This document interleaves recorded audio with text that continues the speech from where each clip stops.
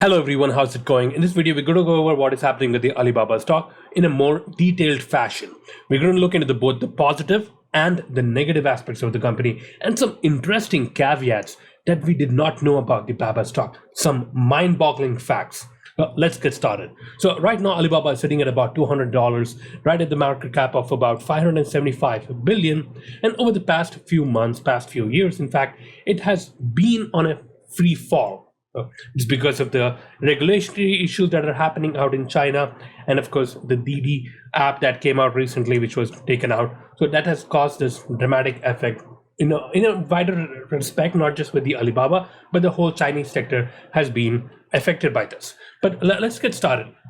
So my interest into Alibaba started because of this particular thing, where the Daily Journal, which is managed by Charlie Munger, they invested and they bought Alibaba.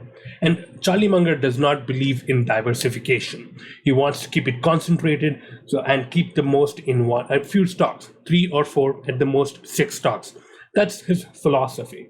And the Daily Journal holds only 5 stocks. And the newest edition was Baba. And that was back in Q1 of 2021. Back then the price was a little higher, to be honest, and they bought it when it was at about $260. So it has dropped ever since, and I think right now it's probably a better opportunity if you're looking from Munger's perspective about buying.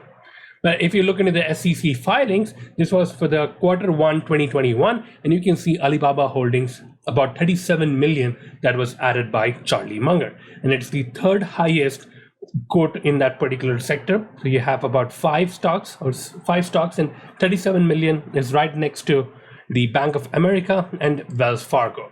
So that tells you the amount of conviction, the amount of understanding they already have. And for a person who doesn't believe into diversification, this is a huge deal. Now, the next thing was Mohnish Pabrai, and he has this Dalal Street, the Pabrai investment funds, and they have Baba initially just added up, and again 38 million, and they added in the same period of Q1 2021.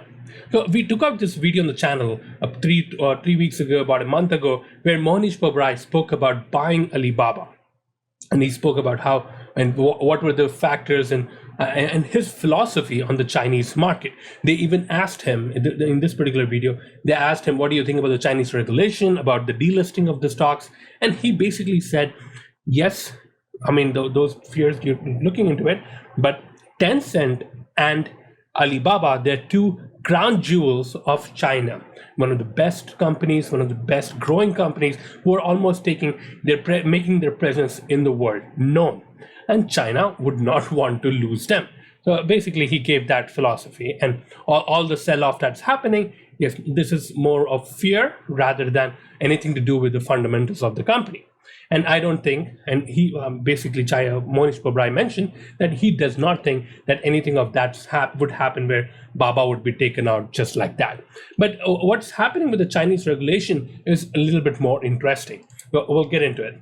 But before we go any further, Mohnish Pabrai and Charlie Munger, the whole Warren Buffett and the whole group, they're very close, very, very close. You can see this is the 95th birthday party of Charlie Munger. And Mohnish Pabrai basically follows Warren Buffett and Charlie Munger to the core. And he's a very, very good friend of Charlie Munger. So that you can understand the same time of buying and almost the same amount of shares, 37 million for Charlie Munger and 38 million for Mohnish Pabrai. There's that close relationship. So if you're just going by this, then you need to keep that skepticism in mind, that if one of them is fooled, probably both of them are fooled. Well, if one of them is correct or both of them are correct, then there's a huge chance of being correct as well, because they have been compounding at a very nice rate, very great rate. And Charlie Munger has shown where he has invested into other Chinese companies, especially the Baidu, and you can see the amount of compounding he has done already. So yes, there is some credibility to what they are doing already, but again, keep a skepticism in mind, because if one of them is wrong, both of them could influence and be wrong in this as well. But nevertheless, let's get going forward and let's try to understand this. And of course, if you're watching this video and if you're considering investing or trying to remove from Alibaba, do your own research, watch this video with a pinch of salt, or grain of salt, and with skepticism in mind, because again there could be bias involved here. So this is just giving out the information.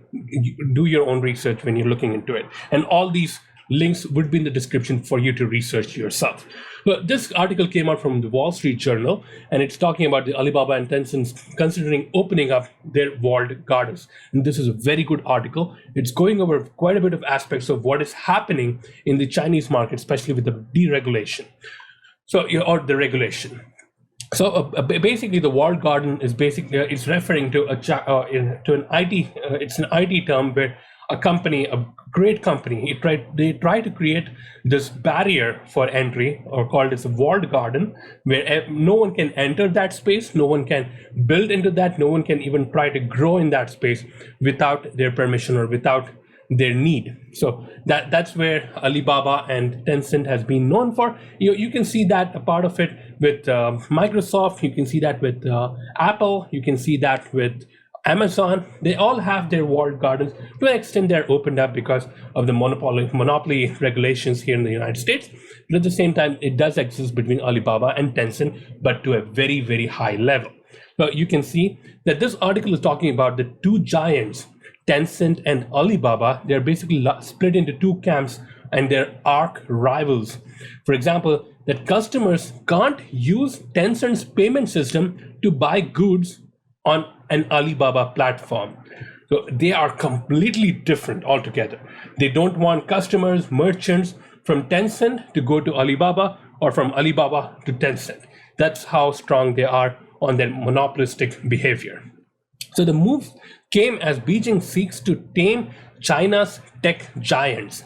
In April, the country's State Administration for Market Regulation, this is what it is, the SAMR. This is the branch, this is the organization that's causing this whole havoc in the Chinese tech market. SAMR fined Alibaba a record of 18.2 billion Chinese. This is an equivalent of 2.8 billion, forcing vendors to sell exclusively on its platform in a practice known as choose one out of the two.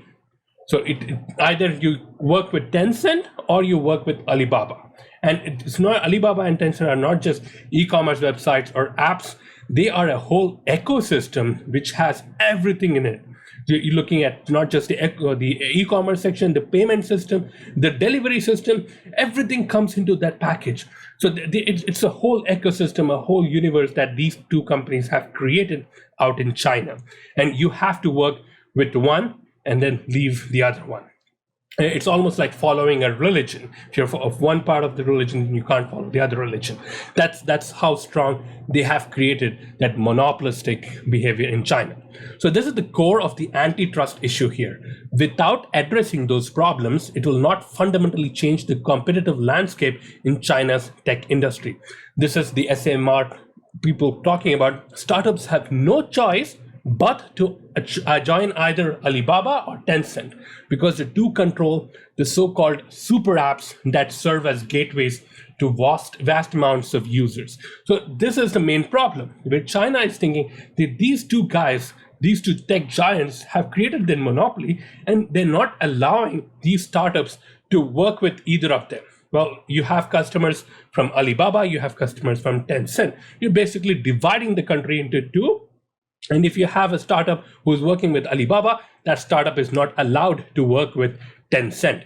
So that's where China came in, the government came in, and they said, you guys need to work together. You need to allow mediation between them, between both of you, and allow the prosperity of the whole country to grow up together. And Alibaba already has some competition going on from Tencent because of the JD.com, Meituan, and the Pinduoduo. And this is interesting. We'll be looking into this a little bit later, and we'll see how Alibaba is being affected by all these competitors. So Alibaba has been seeking to launch two other WeChat mini programs: Taobao Deals, a bargain shopping platform tailored to compete against Pinduoduo, and Idlefish, a used goods marketplace. So they are trying to jump into everything, just competing with each other. A few years ago, you could see something like this happen between Microsoft and Apple. Now you can see that between Google and Microsoft. Things are like this in the tech world always. But now it has gone to a point where countries, government officials need to come out and tame these guys. So if this trend continues, it sets up for a brave new world of forced cracks in walled gardens. So Alibaba is working on adding a mobile payment system. So now they are trying to open up the barriers. They're trying to allow Tencent and other companies and other people to come in. For example, Alibaba is working on adding a mobile payment service developed by the state-owned UnionPay to its e-commerce. So initially you could only use Alipay to do that, but now you can do it with the government as well. Same thing, to be sure, plans on both sides are still fluid and the companies could decide to maintain status quo. At present, for example, JD.com is the part of Tencent online shopping platform, also doesn't accept Alipay. So they are now trying to open up. Now, this is something which has been in the past, but now they are trying to mix and allow both the other companies to work together. ByteDance Douyin, the sister app of TikTok in China, in February filed a civil lawsuit against Tencent, complaining that WeChat's blocking of its links constituted monopolistic behavior. So this is not just an Alibaba problem, but also a Tencent problem, like we saw. Now, there is something interesting that's going on. This article came out earlier in the week, and this article was titled Long River Investments Alibaba will benefit from the rise of the Chinese consumer. It's basically talking, looking at the title, it looks like it's talking positive about it. Alibaba will benefit from the rise of the Chinese consumer, which is very interesting, that the whole economy in that sector is very interesting to look into, because the middle class of China is growing up, and they have that jump going on where the middle class, initially they would go into their local stores to buy things. They would never go into the malls. They would never go into these big stations, which were costly. But now you could go on a website like Alibaba or Tencent's Pinduoduo or JD.com, and you can buy all these good articles directly off the internet. So they have that quick jump that has happened. So instead of going to the malls, they're directly going starting to go to the malls, they are directly going to the e-commerce web platforms. But let's try to understand this article. So it's talking about all these good things initially, and they're trying to show how the Long River investment has to say about the Alibaba Group holdings. And they basically took out this article from the Alibaba Group, from the Long River Investments article. So let's go into the exact article. Let's try to understand what Long River is, and then also try to understand what they're talking about. It's a very nice, good DD, a good analysis of Alibaba, and we'll try to look into that. But before we go, let's try to understand the credibility of Long River Investments. So it looks like a fund which was initiated back in 2016, and since then they have compounded at about 229.6 and an annual basis of about 24.2%. That's almost doubling your money every 3 years. So they had a very good run, especially back in 2019 and 2020, for about 50% and 43%. So this guy, I believe his name is Graham Rhodes, and this gentleman has done a very good job in selecting some stocks.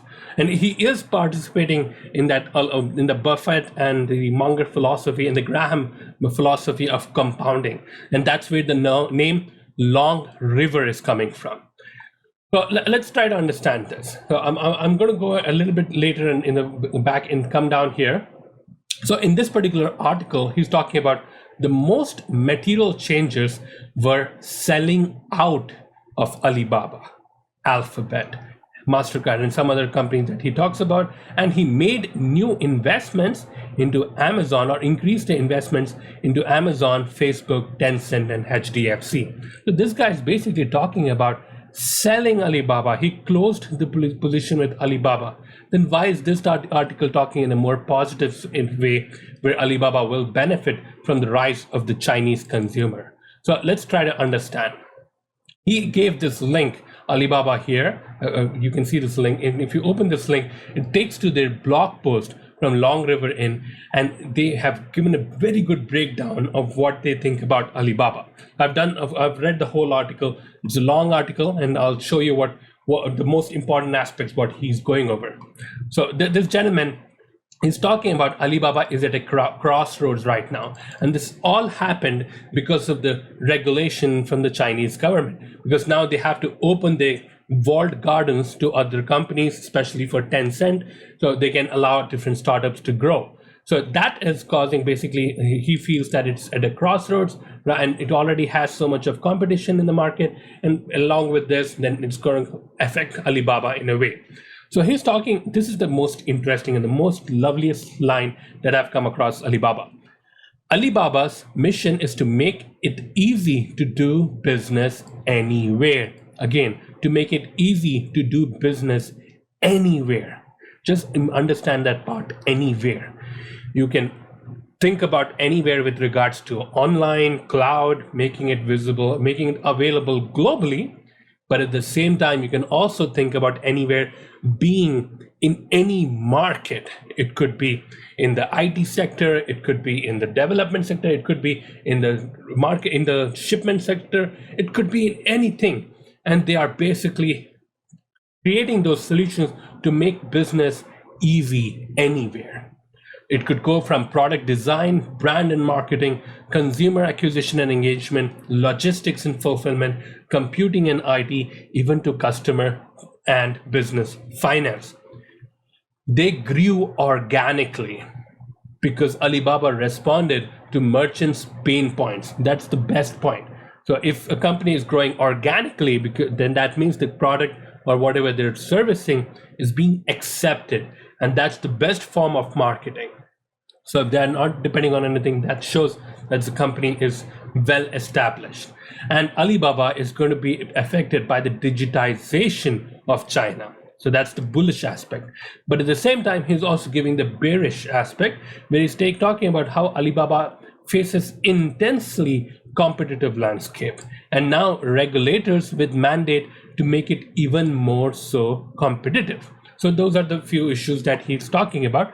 And he goes over the whole SAMR that we went over, and basically talking about how they are opening the walled gardens for everyone else. Basically breaking the monopoly or Ant's information monopoly, which is Alibaba's 33% stake into the Ant group, which takes care of Alipay and the other financial products. So they are basically, again, talking about the breakup of the walled gardens of China tech into the open internet. Now, coming here, the trusted Alibaba. Now, he's talking about how he has been mistaken in the past as well.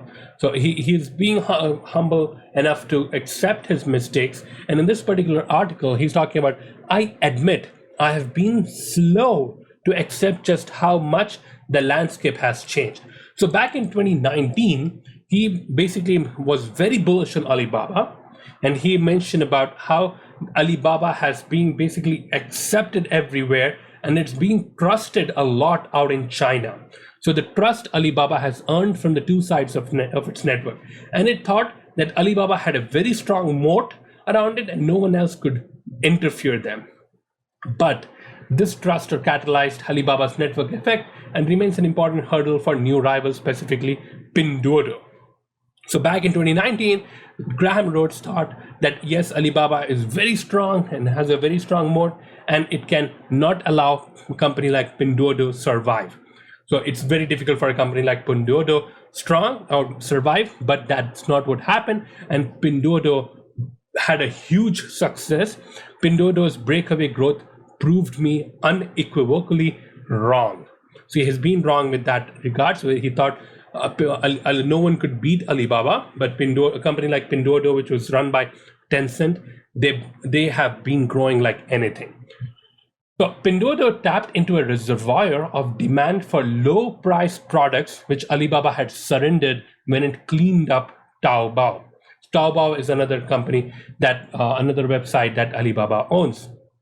Taobao, Tmall, there are several other websites, there are several other companies that Alibaba has started, and all of them have become great companies. So he's also talking about the revenue growth, because he's talking Alibaba has trained its investors to look into the revenue growth, not the earnings, because they basically invest the money. Whatever comes in, they invest. That's the same philosophy of Amazon.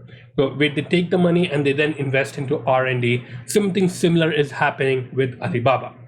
revenue growth here has decelerated from the mid 50s level in the financial year of 2018 to 20% recently.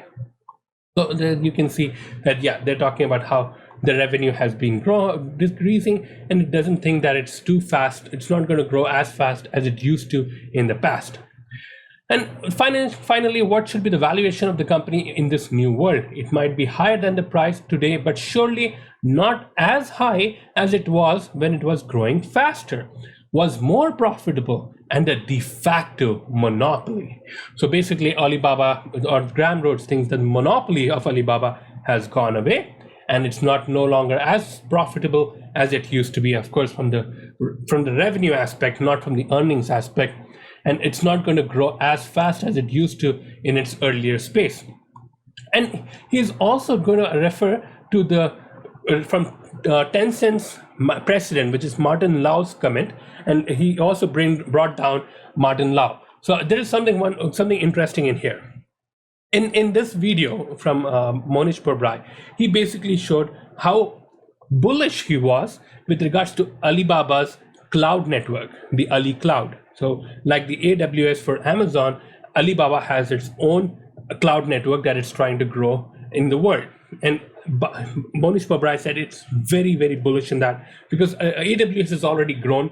It has grown to a massive scale. So there's not as fast as a growth rate that will experience with AWS. But Alibaba Cloud, on the other hand, it's still in its nascent stage and it's growing out. And there is a lot of moat, and it's very difficult for any competitor to get into as they could with AWS or any other company. Like you have the Microsoft Azure, which is also out there, but Alibaba's cloud, he has been very bullish about. And the interesting on Long River's article right here, he has not spoken about the cloud, because he said that this post would become too long if I added an analysis of the cloud computing segment too, but I do note that its revenue growth has decelerated as well.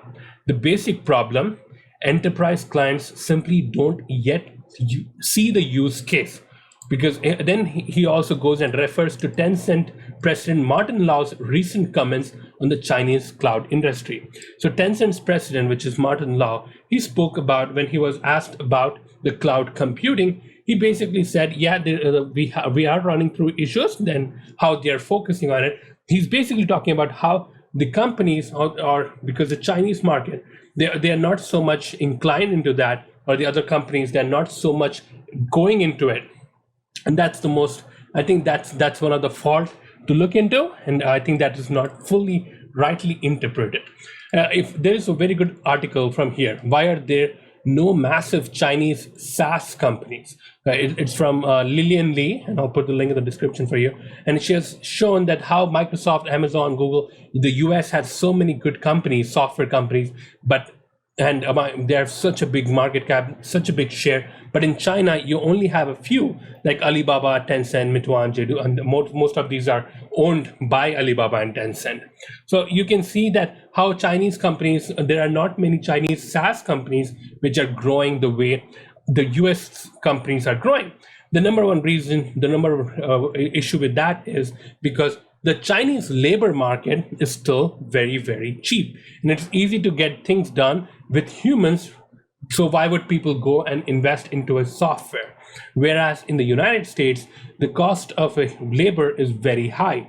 The minimum wage is very high, and it's very difficult or very, very costly to hire someone. So companies adopt softwares and computers which don't need to be paid on an hourly basis, and then use their services. And that's the reason you can see all these SaaS companies striving in the United States rather in China, or even in India for that matter. So that's basically what's happening with Tencent's cloud and Alibaba cloud also, where companies and clients are not so much interested into adopting because they already have their behaviors, they already have their own set sector. We saw this in one of the previous videos, if you're following this channel, where we spoke about how it's difficult for a person or a company to break their habit, and especially with their organizational inertia. Is really the inertia. He's talking about the inertia, especially more on the organizational inertia, right? Because we saw one of the articles from Nomad Investments, Nick Sleep's articles, where he spoke about how the Amazon, even though it was big, it still did not penetrate everywhere because people were still preferred going back and buying things in a brick and mortar store rather going online and buying things. And Amazon still had a lot of room to grow. That was Nick Sleep's bullish attitude because the organizational inertia. At the same time, Alibaba and AliCloud or Tencent is also facing that, where the cloud network is there, but people are not educated enough. They don't understand the concept behind the cloud network, and they don't see the value that it could bring. And hence the growth is very small, but it does not mean that the growth has stopped and it will not happen in the future. So yeah, those are a few things to look into. So I'll put all the links in the description. These are interesting to look into. And this is the most interesting article. So Alibaba was sued by this home appliance maker. This was back in 2019 over e-commerce marketing. This is what started the whole Chinese regulation, the SAMR, the whole thing that happened. It's because this particular company, they sued Alibaba because they said, Alibaba, you have to do business only with Alibaba and not to go to Tencent. And that's exactly what happened. But now let's try to understand the Alibaba. We spoke about a few aspects, and I'll add a few things. For one, that the market cap is already 575 billion. For a 10x, you're looking at $5 trillion. So if a company is going to be compounding at maybe 10 times or in the next 10 years, you're looking at a market cap of about $5 trillion. And how many companies can you imagine going up to 5 trillion? Okay, maybe it might go into 5 trillion, but how many companies can you imagine could go into a 50 trillion market cap? You hardly have a handful of companies who are in that sector of $1 trillion. And it's very difficult for a company to compound at that level. But again, I could be wrong on that, but that's one of the sectors, one of the things that you want to keep, especially if you're looking at from a long-term perspective, from a compounding perspective. But again, yeah, we could be wrong. There could be $50 trillion companies. Something could happen in the world, and all of the wealth could be accumulated in that sector. So those things can happen. Now, let's try to understand the Alibaba Group. And here, there are some very good aspects to look into, and there are also some bad aspects to look into. Let's look into this. So 1999, the history, that's when Alibaba was started. Jack Ma, along with his 17 friends, in an apartment, they started Alibaba. And in a few months, he received about $5 million from a group of investors, and they started Alibaba.com. Then in 2000, SoftBank, and this is most interesting, the CEO of SoftBank, he invested $20 million, SoftBank's money, into Jack Ma. And look at that amazing investment, 20 million into Jack Ma. Basically, if you look into Baba's group, you can see the parent organization is SoftBank. And that was an amazing decision by this gentleman right here to understand and believe in this guy. So, and then later on, you can see that they have been doing quite a bit of things. So here he's talking about how they established their mission statements, and they surpassed 1 million registered users in a span of 2 years. And this was just the beginning. This is interesting from here on. 2003, they have the SARS virus going on. They could still do it, and not just that. In that same month, they even started Taobao marketplace. Taobao, it's for China, and they started this e-commerce platform in China. Then came 2004. They had all this other awards and personal, and they had this Ali Wang Wang, a personal computer-based instant messaging tool, started. So in 2004, in 1 year, he started another thing, the instant messaging app. The digital payment system, Ali's digital payment system started in that same year. Then 2005, it organized, nothing much happened. It looks like only the Ali Day they have reported. Then you have 2006, the monetization for platform, Ali Mama was launched. So within 2 years, you can see another platform, another company, Ali Mama, has started. Then Taobao Mall, currently known as Tmall. Tmall started. This was another third-party platform for e-commerce, and this started. And this is where I think Daniel Zhang, which is the current CEO, grew, and that's another interesting story. Then came 2009, Alibaba Cloud was established. So you can see every year, this guy's Jack Ma wasn't keeping quiet. He kept on doing something. Then Taobao Marketplace, they started another platform called Swan, and this is Daniel Zhang. This is the current runner. He's the one on Alibaba, sitting on Alibaba's throne right now. So Jack Ma left back in 2019, and right now Daniel Zhang is running it. One of Alibaba's AliExpress is launched, and then you have so many things are established. Say partnership is established with Mission and Vision. Then the Taobao app was launched in that same year, 2010. Then you have 2011, Taobao Marketplace, a Swan was started. Then again, you can see his foundation is dedicated for social causes, nothing much in that section. Then the GMV of Taobao Marketplace. Then 2013 started, and they established the Kainao network. Kainao network is nothing but Alibaba's own shipping network, which they use for distributing all their goods for over the world. And yes, they partner with other companies, like again the UPS, the FedEx, the other regular companies as well. But Kainao is nothing but Alibaba's own sector and fully robotic. It has huge robots and huge dependent on the robotic systems. Then you have 2014, you have Tmall Global is official and extension to Tmall. Then you have the OTO, then you have the complete digital mapping company, AutoNavi. So it's difficult to keep track, and you can see how many things they are doing. Taobao Travel becomes independent business. So Ali Trip, currently known as Fliggy, also owned by Alibaba. Then you have 2015, the Ding Talks established. So you get the picture. Every year they are doing something or the other.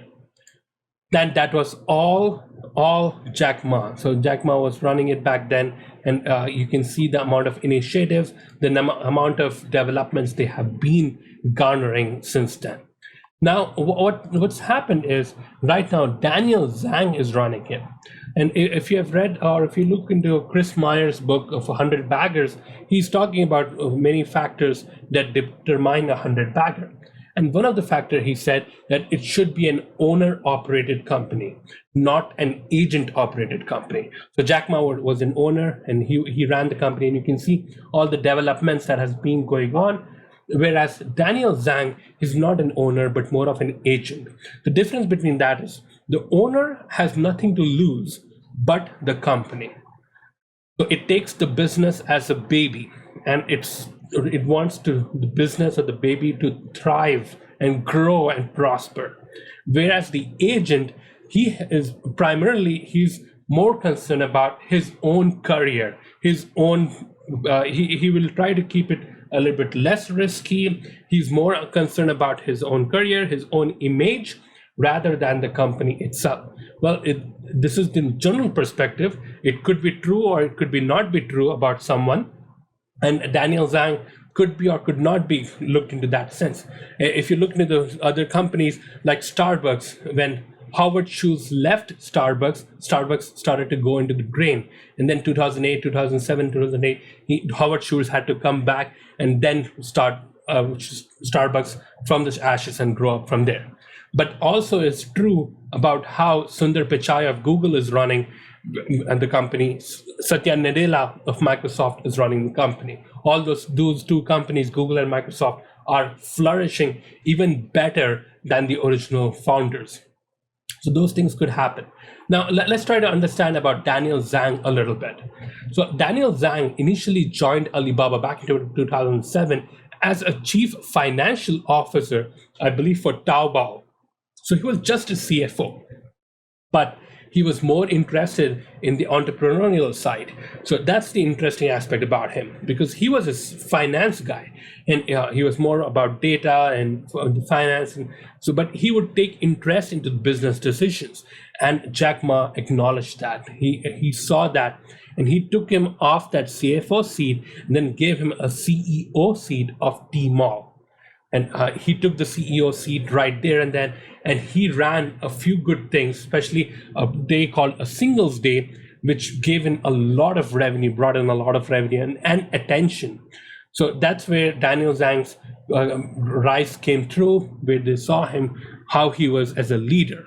So he had a very rough beginning. He came out from a financial university and joined a few banks and financial institutions, and all those financial institutions went to drain.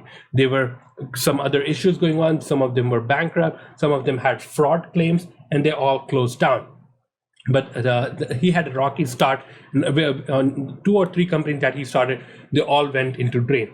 And then he started with the CFO of Alibaba, and right now he is the CEO. So Jack Ma, he basically saw him and he understood his philosophy. Because if Jack Ma is approaching or is selecting someone to be on that throne of Alibaba, he understands that this guy is, and so we have to respect that decision, of course. But at the same time, you need to understand that agent-operated and owner-operated mindset. So then he started from the CEO of Tmall, and then promoted as the CEO of Alibaba. And right now, when Jack Ma left, he became the chairman, and he's running the Alibaba group. So he has a huge responsibility on his shoulder. And it's very interesting. This topic did not well so good with me, but again, this is just my tiny brain thinking into it. He's talking about how Alibaba's CEO plans to overtake Walmart. So when you're looking at competition, then you're not looking into your customers as much as you should be. And that's Amazon's philosophy. Amazon does not look into the competition. They don't even talk about competition. They only look into their customers. What is it that they need to do? They're obsessed about their customers. So everyone comes with a different mindset, a different way. The way Amazon worked need not be necessary. That's the only way to work. So yeah, so that's something interesting to look into. I think it's been a long video. Just wanted to show some of the findings that we looked into this group, some companies. And if there's anything that you are not, don't like in this thing, let me know in the comments, and we can have a discussion. I found it very interesting. Just want to share with you. With that, take care. Stay safe. Bye-bye.